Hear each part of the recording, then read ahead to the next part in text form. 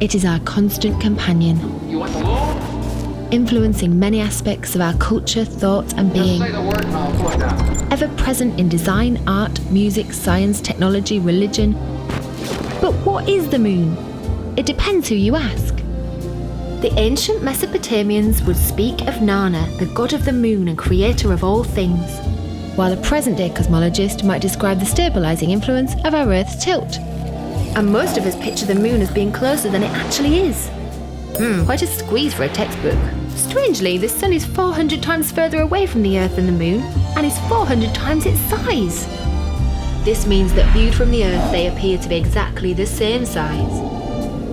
Science fiction writer Isaac Asimov described this natural quirk as the most unlikely coincidence imaginable.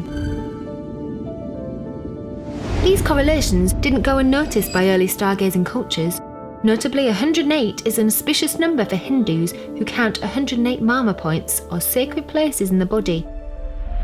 Many believe the moon affects our bodies. We know its push and pull affects the tides, and we are organic creatures made largely of water who evolved in an ecosystem reliant on this celestial neighbour. What about the moon's effect on our state of mind? The word lunacy is derived from the Latin word lunaticus, meaning moonstruck. Statistics do show a consistent rise in crime rates around a full moon. Scientists prefer to attribute this to convenient light levels for the plying of nefarious activity. And it's not only our minds in question. The perceived connection between fertility and the cycles of the moon goes back a long time. Perhaps that's just because the lunar and menstrual cycles correlate so closely. In the ancient world, the moon was generally personified as male, with a shift to female deities and ideas happening more recently, relatively speaking. If the moon is female, there has been no shortage of historical characters trying to fathom her mysteries, to harness this elusive beacon of the natural world.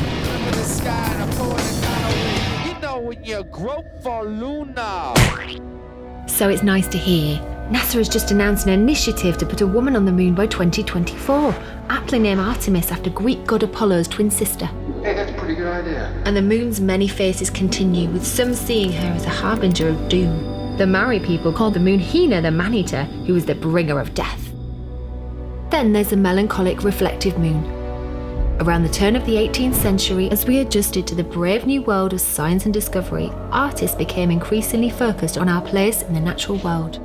Paintings from the likes of Caspar David Friedrich and Joseph Wright of Derby turned to the moon as a central theme, often with small human figures, their backs to the viewer in quiet reflection. Finally, in July 1969, we successfully landed 2 men on the moon. And we discovered what she'd been silently gazing upon for all this time. So what is the moon? Male, female, a life support system, or a bringer of death? Inducer of madness, a conspiracy, a symbol of peace? What if it's all these things? Embodying all the light and shade of human experience. It seems the moon is whatever we choose to see. A constant reflection of us.